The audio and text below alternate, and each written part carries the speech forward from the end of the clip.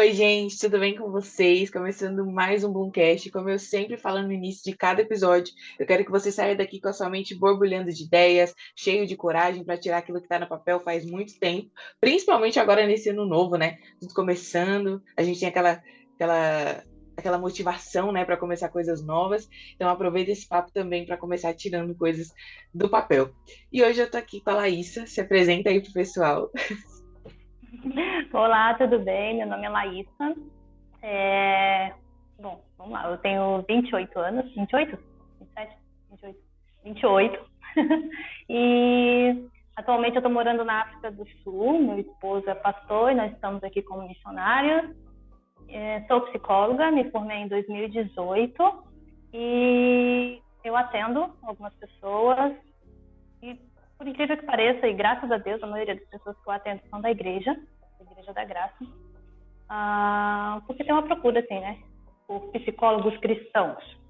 A psicologia cristã não é uma abordagem aprovada pelo Conselho de Psicologia, mas nada me impede de ser psicóloga e cristã. Então, as pessoas preferem por terem a mesma fé, né? E eu acho que é isso. Eu moro aqui, tem 2 anos que eu estou morando aqui na África do Sul. E eu tenho uma filhinha de 1 ano e 2 meses. E sou serva de Deus, graças a Deus. Para a gente começar a conversar, eu sempre gosto de fazer uma pergunta aleatória para cada convidado. E a pergunta para você é: me conta uma lembrança da infância assim que você guarda no seu coração, que você fala, nossa, se eu pudesse voltar nesse dia, tipo, uma coisa muito boa, assim, uma memória de infância. Ai, agora me pegou. Deixa eu ver. Uma memória de infância que eu possa voltar. Acho que a primeira coisa que veio na minha cabeça foi quando um vizinho levou um cavalo na minha casa. Porque eu sempre morei em chácara. No Brasil, eu morava em Brasília, sou de Brasília. Eu sempre morei em chácara. E tinha um vizinho que ele tinha um cavalo e ele levou um cavalo na minha casa. E meu sonho era ter um cavalo. Então, de vez em quando, ele levava esse cavalo lá pra gente poder andar e passear e tal. E eu sempre vivia pedindo pro meu pai, pai, eu quero um cavalo, eu quero um cavalo. Ele falava, como é que a gente vai cuidar de um cavalo aqui, Laís? Então, acho que essa é uma lembrança, assim, porque para mim foi muito bom ter minha infância morando na chácara. É uma realidade completamente diferente, por exemplo, de crianças que moram em apartamento. A gente tem uma liberdade maior e ter um bicho, assim, de estimação, né? Um cavalo seria uma coisa surreal, mas nunca pude ter um cavalo. Mas é um dia que eu guardo na memória, quando o cavalo estava lá em casa e a gente pôde passear de cavalo. Muito legal isso. Antes da gente começar a falar de muitas coisas da sua vida, eu queria que a gente fosse um pouco para a sua infância também. Me conta aí que tipo de aluna você era, como você era na escola, você era o tipo que gostava de ir para a escola, a que não gostava de ir para a escola, qual era a sua relação com tudo isso? Bom, eu sempre estudei na parte da manhã, sempre tive o sonho de estudar à tarde. Minha mãe nunca deixou, meu pai nunca deixou, acho que é porque eu queria dormir mais. Eles falavam, não, tem que ter disciplina, tem que acordar cedo. Então, eu sempre estudei pela manhã, mas apesar de ter que acordar cedo, eu era uma aluna que gostava de ir para a escola. Algumas matérias, como toda criança, a gente não gosta. Até hoje, história para mim é terrível. Detesto história, mas é aqueles altos e baixos, né? Aí chegou no ensino médio, química e física para mim eram terríveis, mas gostar de ir para a escola, eu gostava. Não só pelas matérias, claro, mas pelas amizades e tudo mais, eu gostava bastante. Não era uma aluna nota 10 o tempo todo em todas as matérias, né? Mas se esforçava ali para ficar acima da média. Uhum. E como que surgiu a vontade de fazer psicologia? Então, foi uma coisa de Deus mesmo, porque eu sempre tive o sonho de ser médica. E meu sonho, olha só, para ver como que era realmente coisas de Deus, até o que eu estou vivendo hoje, já estava no plano de Deus há muito tempo. Antes de eu conhecer o meu marido, antes da gente namorar, meu sonho era fazer medicina e trabalhar no Médicos Sem Fronteiras na África. Era meu sonho. Meu sonho era esse. E minha mãe ficava, meu Deus, não, você vai embora, você quer trabalhar na África, que é isso? Mas era o meu sonho. Chegou no ensino médio, eu fiz vários vestibulares. Fiz vestibular para medicina, que eu não passava. Eu cheguei a passar em um vestibular, numa faculdade particular, para enfermagem. Só que eu falava, não era isso, eu não quero ser enfermeira, eu quero ser médica. E eu não passava para medicina de jeito nenhum. E eu falei, comecei a orar, eu falei, Deus, o que é isso? Porque, assim, eu sempre estudei em boas escolas, não era uma aluna nota 1000, mas era aplicada, eu tenho capacidade para passar, mas por que eu não passo para medicina? E aí Deus falou no meu coração, eu te provei que você passa até para enfermagem, mas você vai passar para medicina porque eu não quero. Aí eu falei, tá, Deus, se o senhor não quer, eu vou fazer o que é da minha vida, porque eu não tinha plano B. Era anos da minha vida eu falando que eu ia ser médica, que eu ia ser médica, que eu ia ser médica.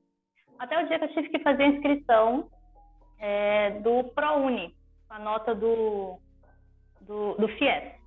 Não, perdão, com a nota do Enem. E aí eu abri o computador sem nenhuma opção. Eu tinha que fazer a inscrição aquele dia. Tinha que jogar minha nota ali. E eu falei, tá, eu vou fazer o quê? E aí na hora que eu abri o site lá para fazer a inscrição, a primeira coisa que me veio na cabeça foi psicologia. Falei, nem aí, vou colocar isso mesmo. E coloquei psicologia.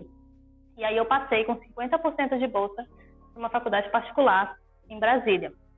Aí vem a outra questão, como é que eu vou pagar os outros 50%? Não tinha condição de pagar os outros 50%. Naquela época, hoje não pode mais, mas naquela época podia você ter bolsa do ProUni e você financiar o restante da faculdade. Então eu financiei o restante da faculdade, 50% por bolsa, 50% financiamento, vamos embora, e aí eu fiz faculdade de psicologia. E hoje, se me perguntar, quer fazer medicina? Não quero. Realmente foi um plano de Deus. Eu me encontrei dentro da psicologia, é algo que eu gosto mesmo. E todo mundo fala. Uma vez eu fui num médico, num alergista em Brasília, antes de eu casar.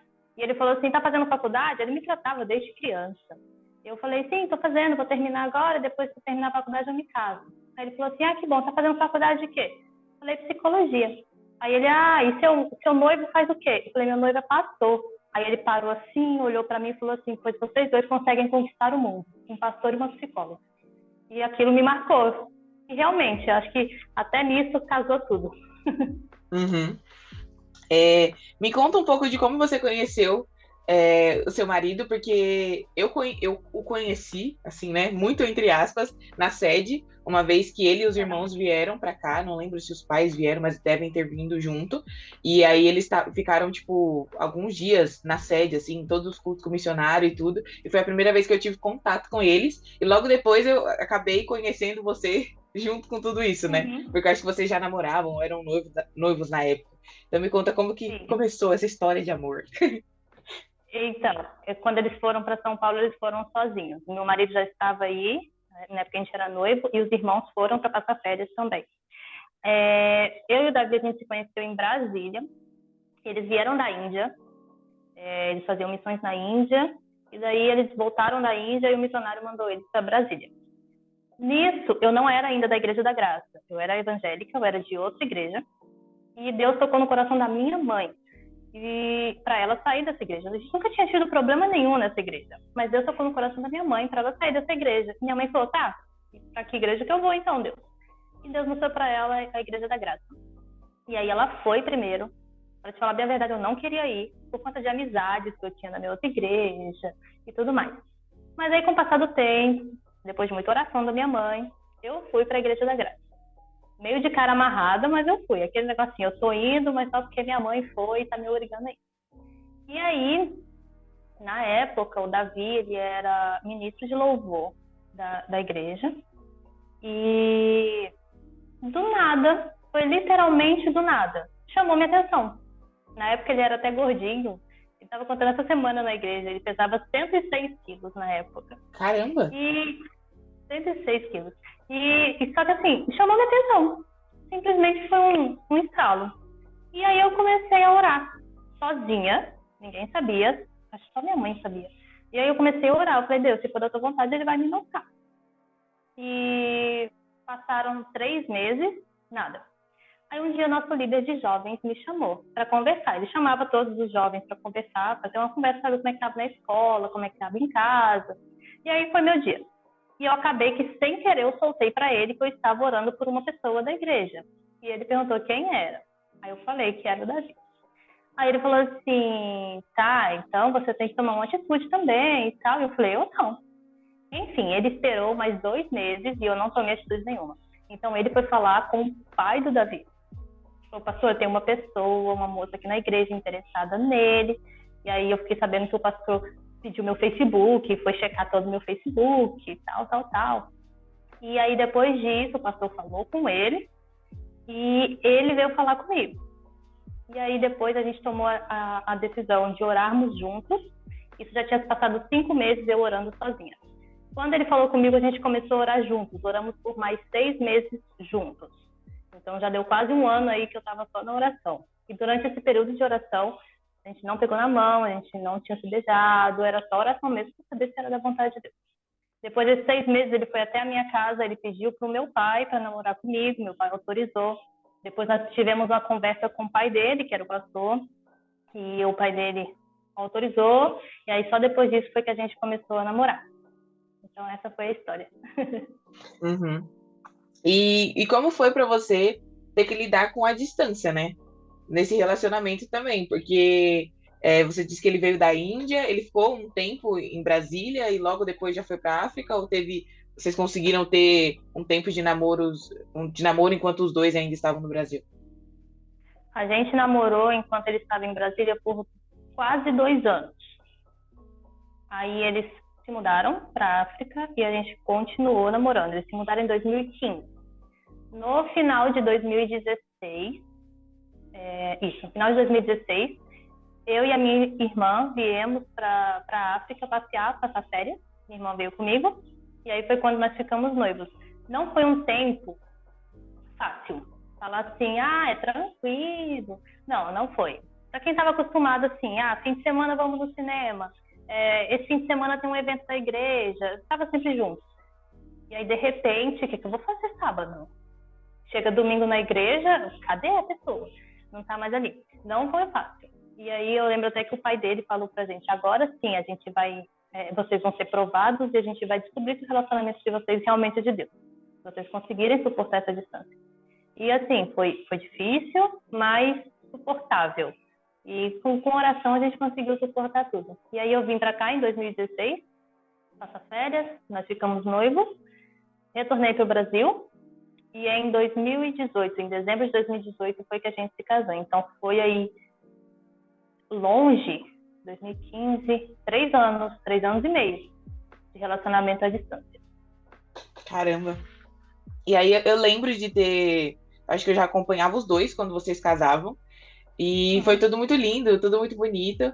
E eu lembro que depois vocês ficaram um tempo no Brasil, vocês não foram direto para a África, vocês ficaram um tempo aqui, né? E como foi esse tempo para você?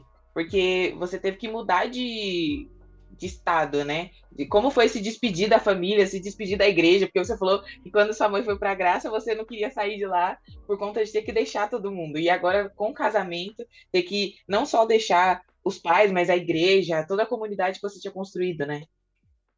Sim, foi. A gente passou 2 anos no Rio.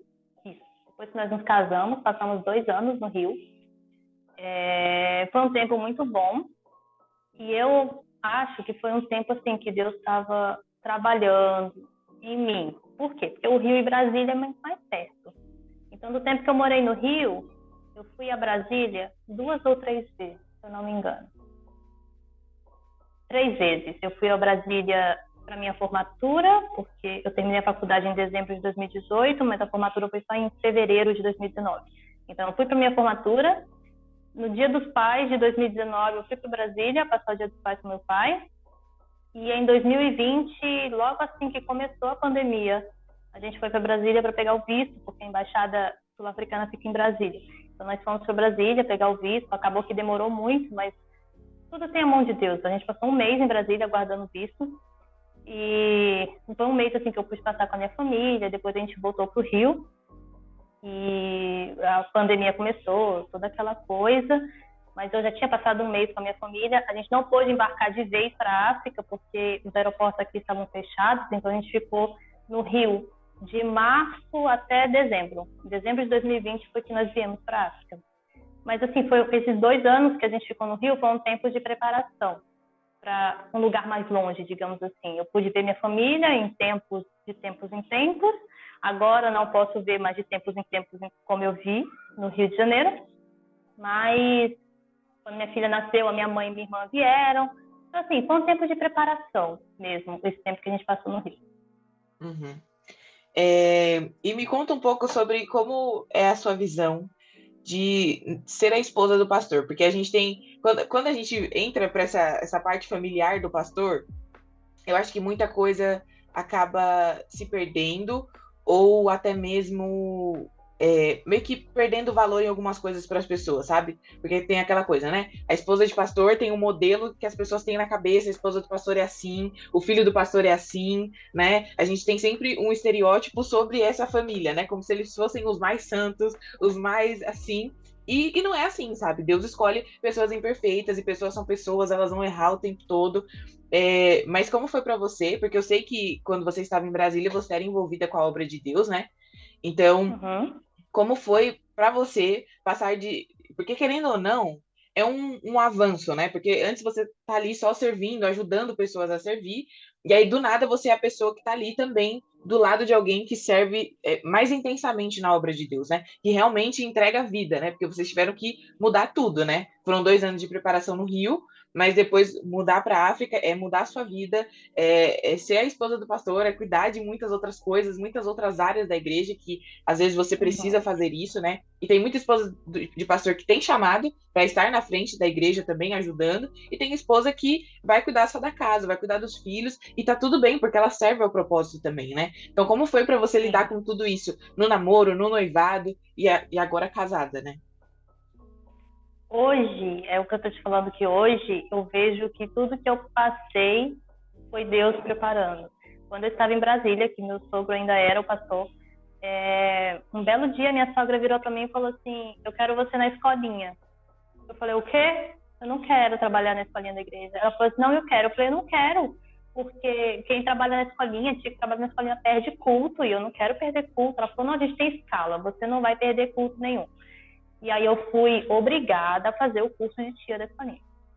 Fiz o curso de tia da escolinha e comecei a trabalhar na escolinha. Depois o meu sogro virou para mim, foi até engraçado, que um dia desses eu comentei isso com ele, e ele falou assim: eu nem lembro disso. Eu falei: mas eu lembro, porque me marcou. Minha sogra falou: eu não lembro que eu te obriguei. Eu falei: mas eu lembro, porque me marcou.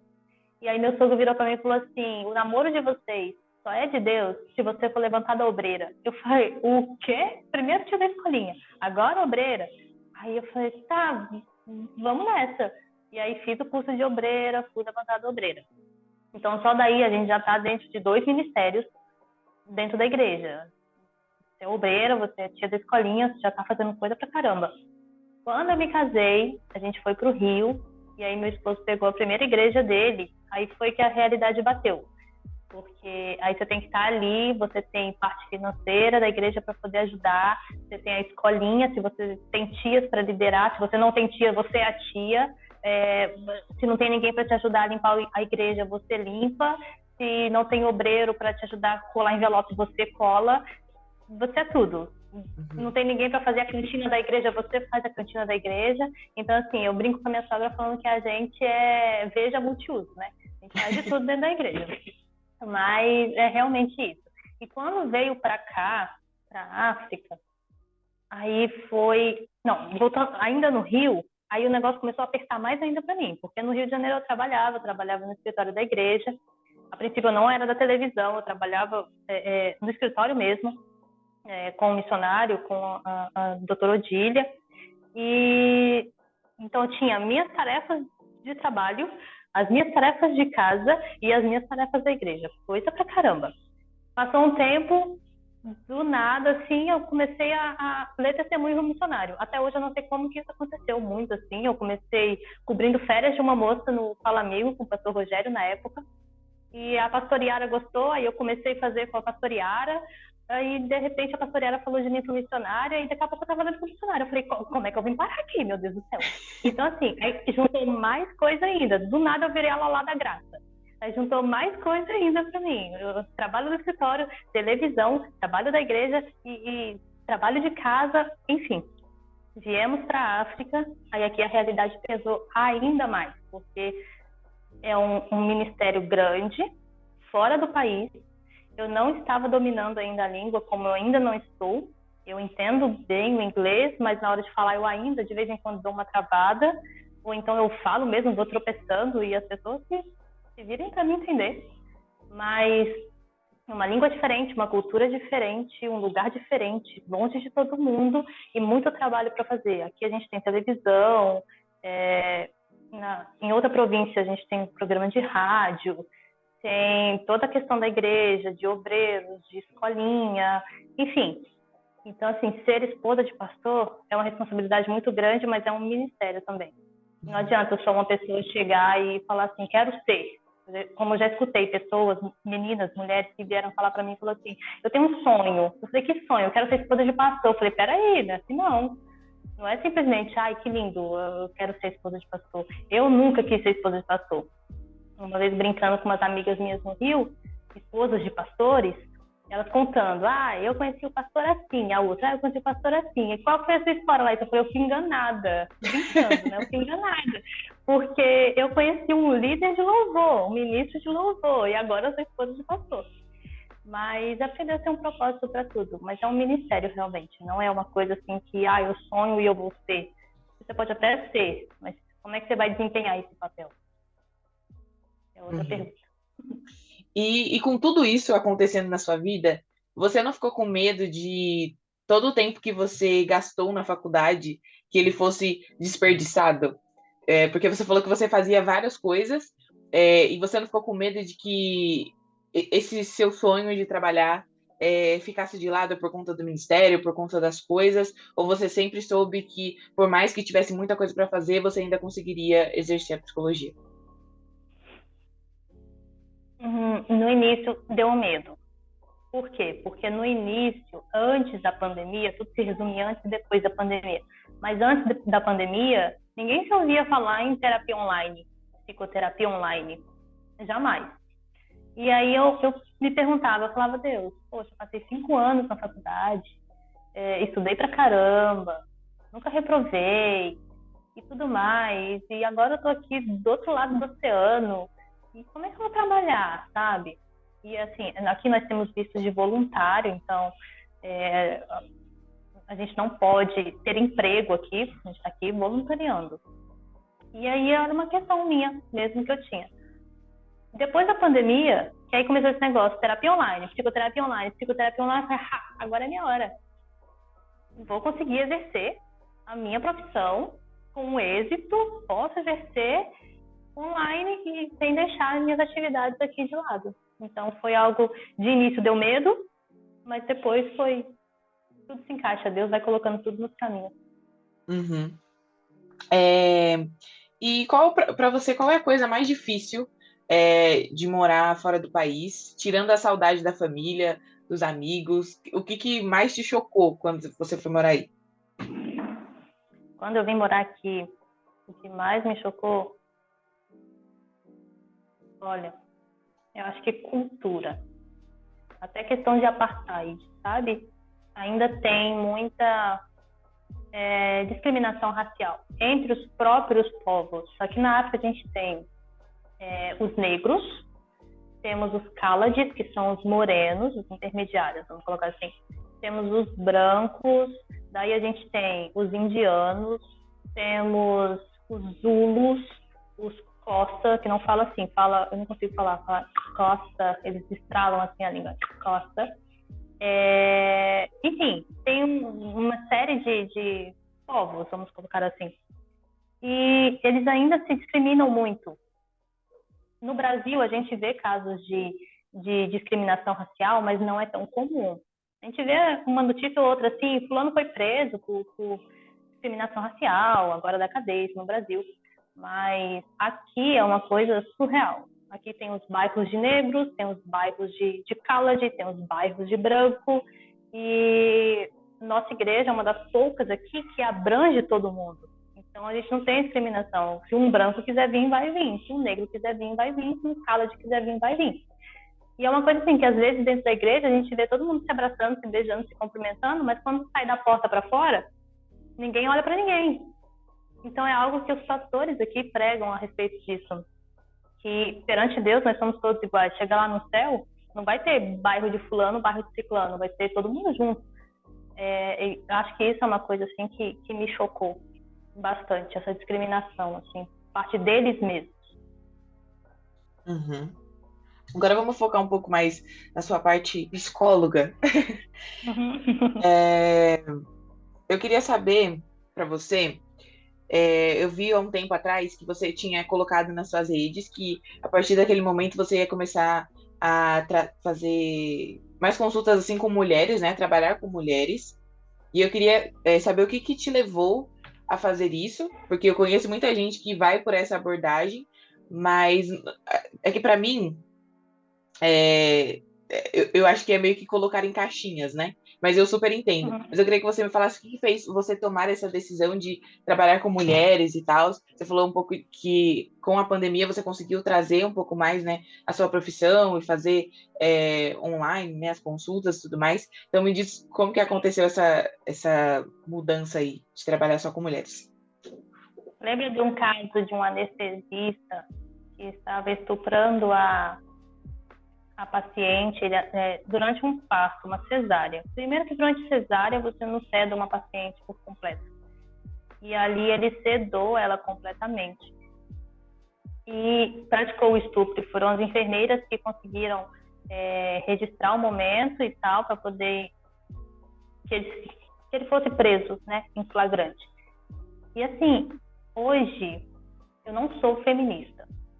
Tem até uma moça que eu sigo no Instagram, ela fala que não existe feminista cristã. E realmente, não existe. Eu não sou feminista, mas eu acho que a população feminina tem sofrido bastante hoje em dia.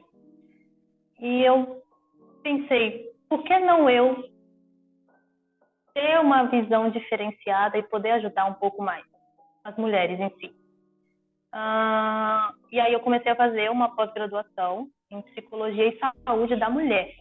E aí juntou as duas coisas, porque eu comecei a fazer essa pós-graduação e logo em seguida veio essa notícia e eu falei, agora é também a minha hora. Eu vou focar o meu trabalho em mulheres e eu acho que vai ser melhor assim. Eu acho também que quando a gente foca, a gente tem um objetivo e a gente foca naquilo, a gente consegue trabalhar melhor nessas coisas, naquilo que a gente está focando. Não que a gente não possa abranger e tudo mais, mas acho que se a gente focar, a gente consegue ajudar melhor aquele público ali. Então eu preferi focar mesmo nas mulheres. Essa foi uma questão que me indignou, esse anestesista. Eu falei, Deus, eu preciso liberar o perdão no coração para esse homem. Ele não fez nada contra mim, mas ele fez contra uma pessoa do meu gênero. E, assim, foi por isso que eu preferi focar em aprofundar o meu conhecimento na saúde, na psicologia da mulher e me dedicar a esse público. Uhum. E desde quando você fez isso, você viu que você conseguiu ajudar mais pessoas através disso? Você conseguiu ver mais de perto aquilo que estava acontecendo na vida de outras mulheres? Sim, desde a faculdade, na verdade, eu não atendi homens. Na faculdade a gente fazia estágio e eu só atendia mulheres. Então eu atendi mulher que já foi abusada, eu já atendi mulheres que sofriam com ciúmes doentio do marido. A maioria das mulheres que eu atendi sofriam de depressão e tinham pensamentos suicidas. Então, assim, depois que comecei a me aprofundar no assunto mulher, eu acho que sim, eu consegui realmente ajudar mais mulheres. E para trabalhar com essas mulheres, você escolheu alguma abordagem específica para se conectar melhor com elas, para atender melhor essas demandas, né, de mulheres? E você falou que você atende bastante gente da igreja, né, por conta das pessoas quererem de ter uma psicóloga cristã, né, que vai entender melhor a visão delas, né, que não vai ser tão extremista ou pender para um lado ou para o outro, vai manter na palavra de Deus, que já é o que a pessoa acredita e tudo mais. Você Uhum. escolheu alguma abordagem para trabalhar melhor com esse público? Sim, eu uso. A psicologia tem várias abordagens, né? Mas a que eu escolhi é a TCC, Terapia Cognitiva Comportamental. Na TCC a gente trabalha tanto comportamento, pensamentos, emoções, sentimentos, então a gente abrange tudo, tudo mesmo. Tem até, aqui na África, eu atendo um garotinho, um menino, não estou só focada nas mulheres. Eu atendo um menino aqui na África, já é um desafio para mim, porque é em inglês. E a questão dele é bullying, começou a sofrer bullying e depois passou a praticar bullying também e tudo mais. E um exemplo aqui do que eu trabalho com ele. A primeira coisa da sessão, eu mostro isso aqui para ele. Aqui está escrito How do I feel? Como eu me sinto?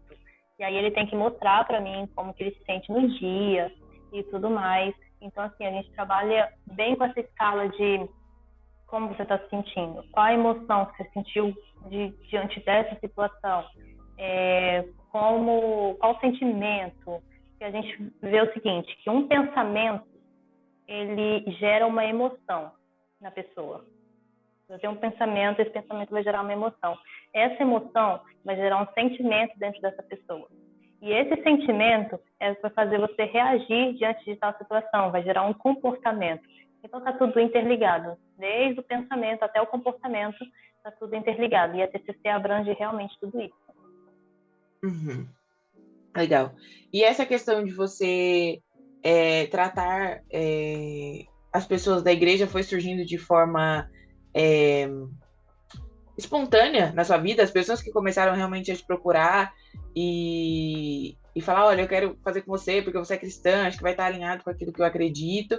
Ou foi você que começou a vender o seu peixe dessa maneira e as pessoas começaram a falar, nossa, que legal, ela se apresenta assim? Ou foi algo que aconteceu espontaneamente? Não, foi algo que aconteceu espontaneamente. Eu acho que as pessoas começaram a me ver mais depois que eu participei do acesso da fé com missionário. De repente, eu deixei de ser a Laísa e me tornei a Lala da Graça. E aí, nas redes sociais, no Instagram, no Facebook, todo mundo começou a me seguir mais e tal. E Lala da Graça daqui, Lala da Graça dali. E quando eu comecei a atender online, as pessoas já estavam ali. E aí, quando eu comecei a falar, estou atendendo, minha agenda está aberta. Elas foram vindo, opa. E aí, eu comecei a falar que eu sou psicóloga e cristã. Se olhar a minha logozinha, está escrito lá, Isaac, psicóloga e cristã. E isso chamou a atenção das pessoas. Tem até uma pessoa aqui na África, uma brasileira. Aqui na África a gente tem uma comunidade de brasileiros bem grande. E uma brasileira aqui da África, ela falou assim, eu vi um anúncio seu no Instagram que criaram aqui na África para divulgar trabalhos de brasileiros que moram aqui. E aí divulgaram meus atendimentos lá. E ela falou assim, eu vi que por você ser psicóloga e cristã e brasileira, me chamou a atenção, porque é algo que eu quero. Então, assim, até pessoas que não são da nossa igreja, mas que quando veem, não, é cristã, então eu acho que está alinhado com a minha fé e vai ser bom para mim também. Uhum. E você falou de uma experiência que você teve ainda em Brasília, né? De você ter ido no médico e ele ter dito, né, que você e o seu marido conseguiriam ganhar o mundo por ser um pastor e uma psicóloga. Você já consegue ver os frutos disso acontecendo na sua vida? Você percebe que essa junção consegue fazer com que vocês alcancem mais pessoas para Jesus? Você já consegue ver isso acontecendo, né, no seu dia a dia? Sim, consigo. Tiveram duas situações aqui em que isso ficou claro para mim. Acho que a primeira situação foi quando, durante um mês inteiro, meu marido ele decidiu direcionar o mês para a família. Então, aos domingos, ele me chamava, no sábado à noite, a gente já se preparava. A gente tem até essa Bíblia aqui, Bíblia Devocional do Casal, a gente comprou ela aí no Brasil. E ela fala sobre as 5 linguagens do amor. Então, a gente começou juntos a fazer tipo um devocional e a gente trazia isso para a igreja no domingo, no culto de domingo. Então, assim, por 5 minutos ali, ele compartilhava comigo o microfone e nós dois juntos trazíamos alguma lição para as pessoas. E naquele momento ali, para mim, ficou claro que realmente juntou as duas pessoas. E um outro momento foi quando nós tivemos que atender um casal aqui na igreja. Tudo tem a parte espiritual e a parte psicológica também. Então, a moça precisava de libertação e tudo mais, e eu estava ali junto com ele na parte psicológica e tal, e isso ficou claro para mim, realmente, dá para a gente fazer um trabalho grande juntos. Uhum. E agora eu queria falar um pouco sobre maternidade com você, porque eu vejo o quanto você é dedicada nessa área da sua vida também, né? Toda vez que eu entro no seu Instagram, tem uma fotinha da sua filhinha. Então eu queria que você falasse um pouco sobre isso, sobre você sempre sonhou ser mãe, foi uma jornada que foi construída, como está sendo isso para você? O que mudou na Laísa, né? Antes somente casada e agora casada aí com uma filhinha. Então, sempre sonhei, mas a Zoe não foi planejada. Não por mim, foi planejada por Deus. Mas não foi planejada. A gente tinha acabado assim, de chegar aqui na África, tinha 3 meses, mais ou menos, que a gente tinha chegado aqui. É uma história engraçadinha, entre aspas. Nós chegamos aqui na África, toda a família do meu marido estavam com Covid. Meu sogro ficou internado, e aí foi aquela correria do nada. Assim que chegou, meu marido já teve que pegar e gravar programas de televisão, gravar programas de rádio, e eu ajudando ele. E quando eu vim, eu trouxe 3 meses de medicação anticoncepcional. Eu falei, assim que chega lá, eu procuro um médico para me passar um remédio que tenha lá, mas aí eu tenho essa janela de 3 meses. Com essa correria toda, caiu no esquecimento. E o meu remédio acabou. 15 dias depois, eu estava grávida. E aí foi aquele, meu Deus do céu, o que eu fiz? O que eu vou fazer agora com essa criança? Eu não estou falando inglês direito, estou num lugar desconhecido, longe de todo mundo, longe da minha família, longe da minha mãe. A primeira coisa que a gente pensa, longe da minha mãe, como é que eu vou fazer? Mas aí Deus vai ajeitando tudo e vai dando tudo certo. E foi realmente, tem sido, né? Todo dia um desafio. Uma experiência muito boa, mas bem desafiadora.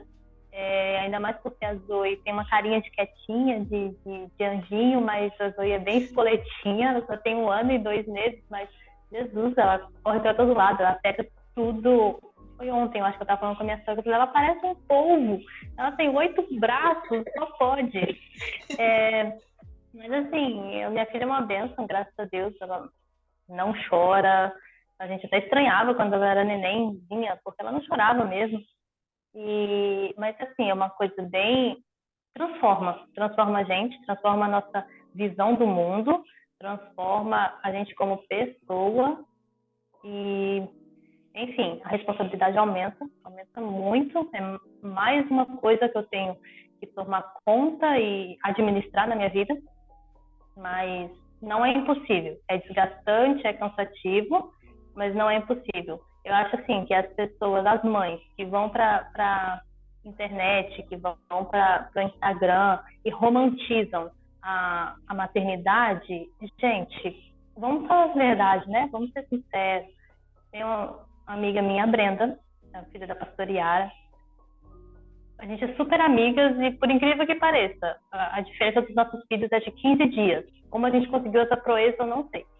Mas o Davizinho nasceu dia 10 de novembro e a Zoe nasceu dia 25 de novembro, exatamente 15 dias depois. E, assim, falando sobre a amamentação, ela teve o bebê primeiro do que eu, e aí ela veio falar comigo, ela falou assim, por que as pessoas romantizam tanto isso? As pessoas têm que falar a verdade. Olha, é bonito? Só que tem isso de problema. E não tem problema você falar dos problemas.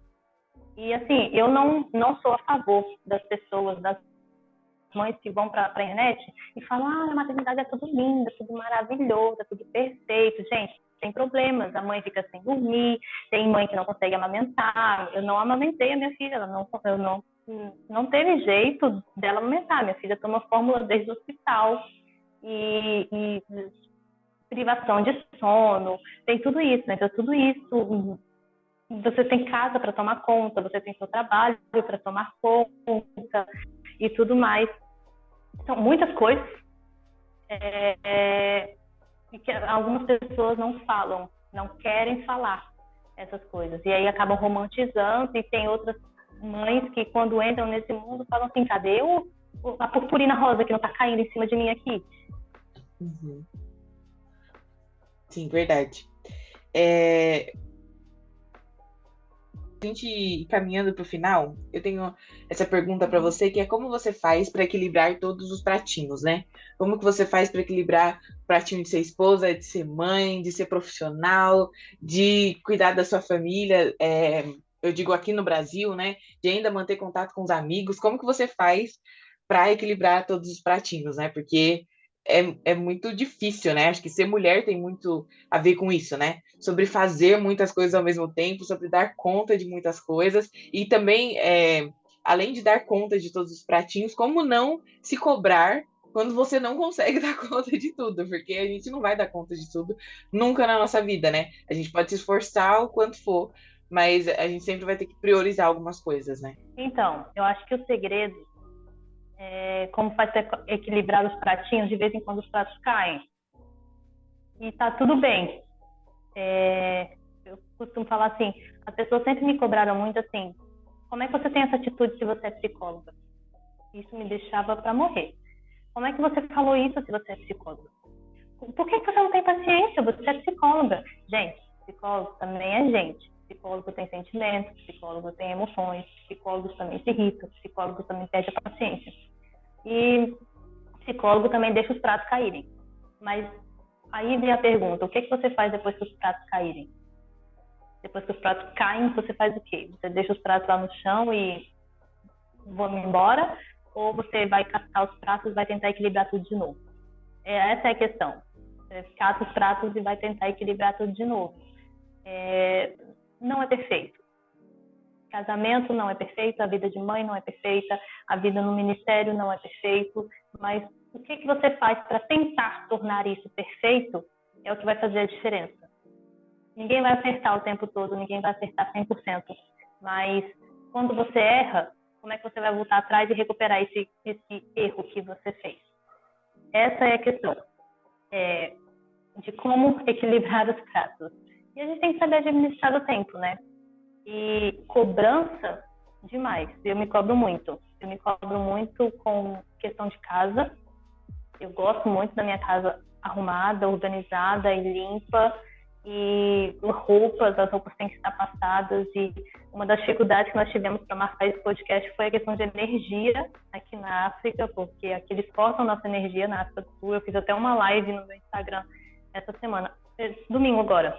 Eu fiz uma live no meu Instagram mostrando como é que eram as pessoas adorando aqui na igreja, no escuro e tudo mais, porque a gente passa muito tempo sem energia, então, cortou energia, como é que você faz uma série de coisas? É atendimento que eu tenho que remanejar, foi nosso podcast que eu tive que remanejar, coisas em casa que eu não consigo fazer, coisas na igreja que eu não consigo fazer, então o trabalho às vezes vai acumulando, e aí você fala, meu Deus, e agora? O que eu vou fazer? Como que eu vou fazer? Mas questão mesmo de administrar tempo e não se cobrar. Não deu tempo de fazer hoje, não pude fazer hoje, eu não consegui fazer hoje. Hoje a Zoe teve que ter mais tempo de mim, eu tive que dar mais atenção para ela, então eu não pude fazer tal coisa na minha casa. Ok, hoje não deu certo, amanhã eu tento de novo. Se amanhã não der certo, depois de amanhã eu vou tentar de novo. E cobrança é uma coisa que muitas pessoas têm, mas a gente tem que saber lidar com essa cobrança, né? Tudo tem um limite e a gente também tem um limite. Nós temos um limite. E acaba que eu já sofri de um esgotamento psicológico e mental grande aqui, realmente pela quantidade de coisas que eu tinha para fazer, e eu tive que sentar comigo mesma e falar, não, peraí, vamos organizar isso aqui, vamos organizar essa vida, e para conseguir dar conta de tudo. Você não pode simplesmente sumir. Tem que dar conta de fazer tudo, mas tudo no seu tempo e da forma que você conseguir realmente fazer. Então, assim, a questão de equilibrar pratos, de vez em quando os pratos caem, mas a gente pega os pratos de novo e bota para cima e tenta equilibrar novamente. Uhum. E eu acho que nós, como mulheres, nós temos muito essa questão de nos cobrar, né, para fazer as coisas, até porque nós acabamos sendo multitarefas, né? E eu Uhum. acho que, como você disse, né, todo mundo tem um limite, mas às vezes a gente consegue enxergar o limite do outro, mas a gente não consegue enxergar o nosso próprio limite, né? A gente começa a tropeçar nas coisas, a fazer as coisas de qualquer jeito, e a gente não consegue parar, sentar, reconhecer Uhum. que, nossa, isso aqui tá acontecendo comigo, eu preciso parar, me entender. Eu acho que isso tem muito a ver com autoconhecimento, né? Querendo ou não, a psicologia nesses últimos anos foi muito importante, né? Por conta da pandemia que nós tivemos, né? Da gente começar a se entender. Porque eu acho que antes a gente vivia tanto no automático, correndo, fazendo, que a gente não tinha tempo de voltar e falar, mas por que que eu tô correndo tanto? Por que essa pressa toda de fazer as coisas, né? Quando a gente tem que desacelerar, a gente começa a olhar muito mais para as coisas e dar mais valor àquilo que a gente está fazendo, né? Então eu acho que a cada dia que passa, a psicologia vai ficando mais importante na vida das pessoas exatamente para isso, para elas se conhecerem, para elas entenderem os seus limites, entender até onde pode ir, até onde eu posso me cobrar, né? Porque senão a gente vai viver uma vida louca, né? Porque a gente nunca tem o tempo de parar e de refletir sobre o que a gente faz, né? Isso que você falou, né? De que às vezes os pratinhos caem, a gente tem que pegar o pratinho e começar tudo de novo. Mas eu acho que a geração que a gente tem visto é uma geração que, às vezes, o prato cai e o prato vai ficar lá caído pro resto da vida. E às vezes a pessoa não consegue olhar para aquilo e falar, nossa, caiu, mas eu consigo fazer isso, eu consigo ir lá pegar, começar tudo de novo. Às vezes eu sinto que a gente desiste muito fácil das coisas, né? A nossa força de vontade, ela vai acabando, assim, com o passar do tempo, né? Eu não sei se é uma visão que você acaba tendo também, mas é isso que eu acabo vendo, né? Às vezes a gente começa alguma coisa, é igual eu falei, né? No começo, que a gente tem, no começo do ano, a gente tem aquele boom de produtividade, né? A gente fala assim, não, é um novo ano, é uma nova página, e não sei o quê. Malhar, eu vou fazer dieta. Sim, e aí começa 2 semanas, você faz. Aí depois você perde tudo aquilo, né? Porque aí você deixa o pratinho cair um dia e você fala, não, nunca mais eu vou conseguir pegar esse prato, nunca mais eu vou conseguir fazer igual eu fazia. Só que não é assim, né? Tipo, respeitar as fases da vida também. Sim, verdade. Eu vi que você estava procurando uma coisa aí, eu acho que você tem algo para falar. Não, eu só quero deixar uma mensagem que está aqui em Filipenses 4, versículo 8, que fala o seguinte: finalmente, irmãos, tudo que for verdadeiro, tudo que for nobre, tudo que for correto, tudo que for de boa fama, se houver algo de excelente ou digno de louvor, pensem nessas coisas. Ponham em prática tudo o que vocês aprenderam, receberam, ouviram e viram em mim, e o Deus da paz estará com vocês. Eu acho que assim, esse aqui é o versículo que eu levo assim na minha profissão. Tanto esse versículo quanto aquele outro que diz que eu levo cativo todos os meus pensamentos e torno eles escravos de Cristo. São os dois versículos assim primordiais para mim, porque pensamentos é muito difícil. Lá em Tiago 3 fala a respeito da língua, que é muito difícil a gente domar a língua. E eu acho que os pensamentos também é muito difícil a gente domar os pensamentos. Mas não é impossível.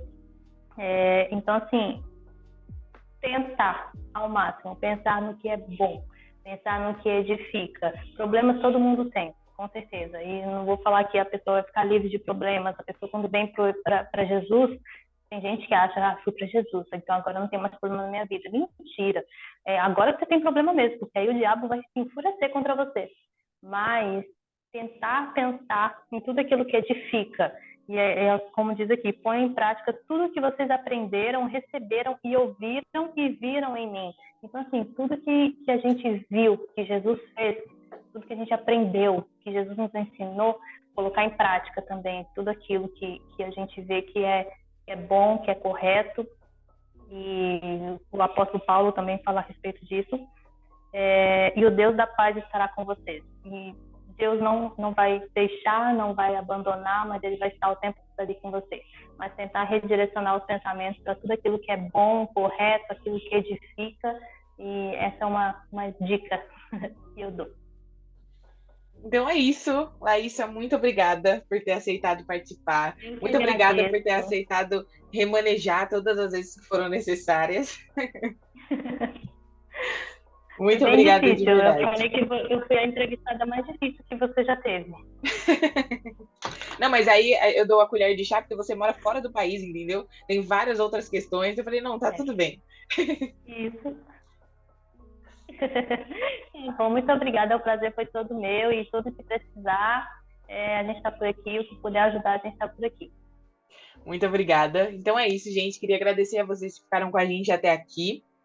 Espero que você tenha conseguido tirar alguma coisa desse podcast. E como eu sempre digo para vocês, espero ver vocês no próximo Blumcast. E tchau, tchau.